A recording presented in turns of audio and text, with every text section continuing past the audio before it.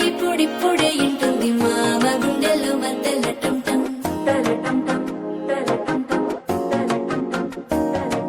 సిరిపోరికి మెల్లగా తెలిసింది ఆశ పెంచిన అక్షతటం టం